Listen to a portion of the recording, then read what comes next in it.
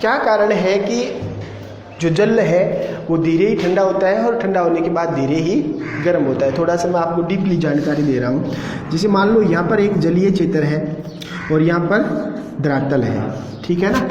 तो जलीय क्षेत्र की अगर हम बात करें तो सूरज की जो किरणें आती हैं वो जल में काफ़ी गहराई तक चली जाती है और उतनी ही मात्रा में एक और दूसरी किरण अगर हम धरातल की बात करें तो उसकी गहराई जल की बजाय कम होगी। इन दोनों ही तरंगों में ऊर्जा एक जैसी है, लेकिन ये ज़्यादा गहराई तक गई है तो इतने क्षेत्र को गर्म करेगी और उतनी ही ऊर्जा इतने क्षेत्र को गर्म करेगी। तो गर्मी ज़्यादा कहाँ होगी? धरातल पर ज़्यादा होगी, ठीक है ना।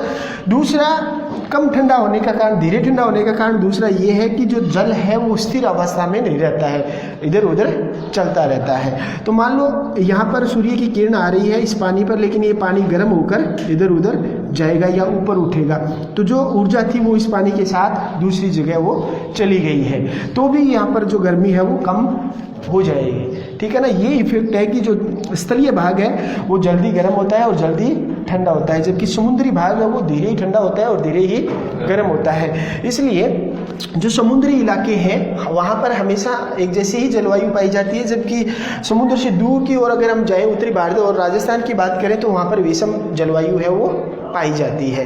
दक्षिणी भारत में, जो हमारे उत्तरी भारत में ऋतुएं पाई जाती हैं गर्मी और सर्दी की, वैसी ऋतुएं दक्षिणी भारत में है वो नहीं पाई जाती हैं, ठीक है ना। तीसरा जो प्रभाव डालता है किसी भी क्षेत्र की या फिर हम भारत की बात करें जलवायु पर, वो है भूमध्य रेखा से दूरी, ठीक है ना।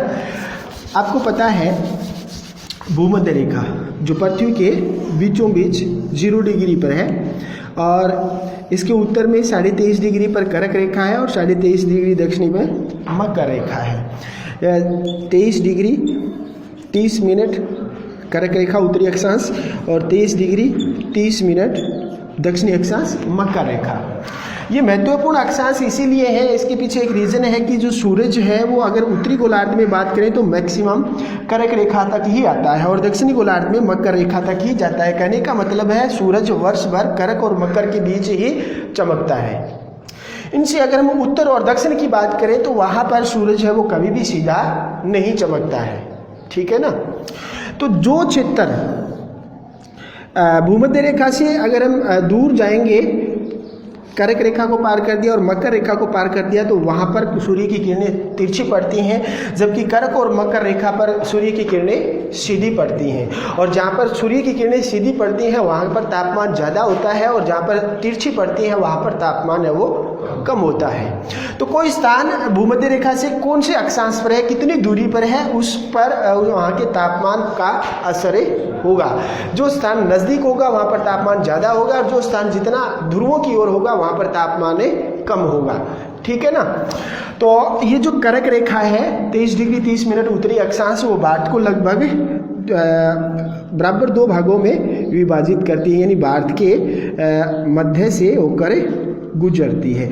ये हमारा भारत है और कर्क रेखा इसके बीचों बीच गुजरती है।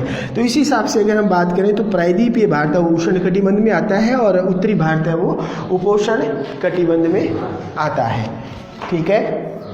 अब मैं यहाँ पर थोड़ी सी और जानकारी दे देता हूँ। मैंने अभी आपको बताया है कि सूर्य की किरणें जहाँ पर सीधी पड़ती हैं वहाँ पर तापमान ज़्यादा होता है और तिरछी पड़ती हैं वहाँ पर तापमान कम होता है। ये क्यों होता है? मान लो, कल्पना करो कि इधर से सूरज की किरणें हैं वो आ रही हैं, ठीक है ना, और सूरज की एक किरण है उतनी ही ऊर्जा यहाँ पर गिर रही है, एक किरण आ रही है और यहाँ पर गिर रही है, एक उतनी ही मात्रा में एक सीधी पड़ रही है, ठीक है। ये इसकी हम तुलना कर लेते हैं। 2 तरंगे आ रही हैं सूरज से और ये एक तो तिरछी पड़ रही है और एक ये सीधी पड़ रही है। तो तापमान ज़्यादा कहाँ होगा? जहाँ पर सीधी पड़ रही है।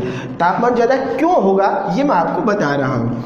दोनों तरंगों में, दोनों विकिरणों में ऊर्जा समान है, लेकिन ये जो तरंग है वो तिरछी पड़ी है और ये पड़कर इतनी दूरी में फैली है। सीधी भाषा में कहें तो इतनी ज़मीन को ये गर्म करेगी और उतनी ही ऊर्जा इस तरंग में है, लेकिन ये सिर्फ इतनी ही ज़मीन को गर्म कर रही है। ज़्यादा गर्म कौन सी ज़मीन होगी? ये वाली कि ये वाली? नीचे वाली, क्योंकि ये थोड़ी जगह को गर्म कर रही है और ये उतनी ही मात्रा में ज़्यादा जगह को गर्म कर रही है, तो यहाँ पर गर्मी ज़्यादा हो जाएगी, सॉरी कम हो जाएगी। ठीक है ना। एक दूसरा इफेक्ट ये पड़ता है कि हमारे पृथ्वी के चारों ओर क्या है, किसका आवरण है, वायुमंडल।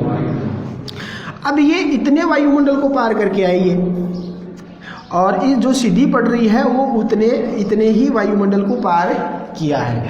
तो वायुमंडल को पार करते समय कुछ विकिरण है वो खर्च हो जाता है। तो ज़्यादा खर्च कहाँ हो जाएगी गर्मी, ऊपर वाले में, जहाँ पर